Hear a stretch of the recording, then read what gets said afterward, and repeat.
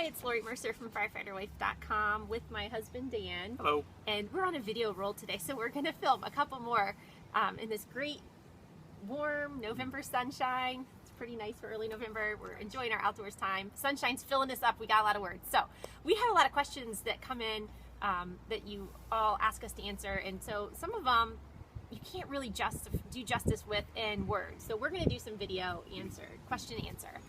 On written words, exactly. So one of the questions we get and that I see a lot is it okay for a husband or a wife, either way, to be Facebook friends with somebody of the opposite sex? And maybe not just friends, but private messaging somebody of the opposite sex. So like me having male friends or you having female friends of the opposite sex and private messaging with them. Right. And so I posed this to him when it first came up, and he had the answer even before I had the whole question out of my mouth, and I really liked the way you looked at it. So Yeah. do you want to share? The thought process I went through immediately.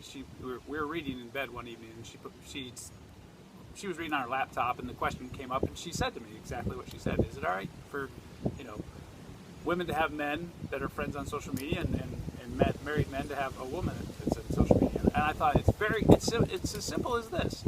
I told her, I said, I feel comfortable dealing with people of the opposite sex, whom I would feel comfortable being in the same room with you with. I said, the litmus test for me is if I would go have a cup of coffee at Starbucks and Lori was sitting at the table and I'm having the same conversations I may be having via Facebook messaging or email or whatever, if I'm comfortable having that conversation with Lori sitting there, right there in the room, then that's probably a very okay situation.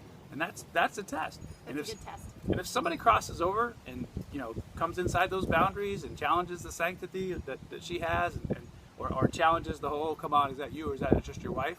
Well, then that immediately the premise has been broken, and I back away. And that because I feel like if Lori would be comfortable with that person being there, then I'm comfortable with that person being there.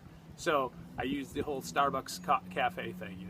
Facebook to me is just one big Starbucks cafe, and if I'm sitting there having a conversation with somebody or having a relationship, if you will, because it's a social media, there's a social media relationship with somebody. An ongoing chat, an ongoing conversation. Or just, interaction, just meaningless interaction even.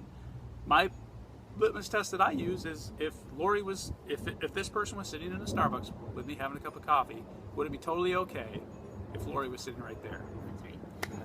And again, this is like very specific to your marriage and your situation. So I know there's a lot of people who've had infidelities in their marriage and they're trying to recover from that. And in those cases, I think they take even stronger boundaries, right? To say, hey, even just liking or commenting on other people's other opposite sex pictures can, do damage if your trust has not yet been rebuilt or built back up. But in general, if you're in a healthy place in your marriage, I think it is very healthy to be able to communicate with all kinds of people and know where the boundaries are and know when they step into a boundary that you're uncomfortable with to, immediately cut it off and share that, with your spouse. It's totally about respecting her opinion on that person's intent or that person's, involvement in my life, and same with her.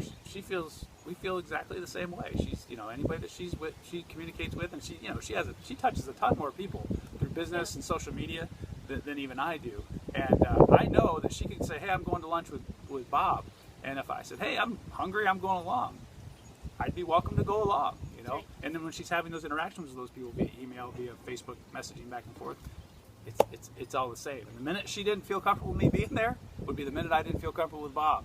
That's, Exactly. And that we're crossing a barrier. So that's our answer. That's the coffee test. Would you go have coffee with your spouse and everybody your in the room friends? is comfortable? Yeah, and everybody's good with it and happy, smiling. So, hey, there's a lot of friends that we have out there that we would love to go have coffee with.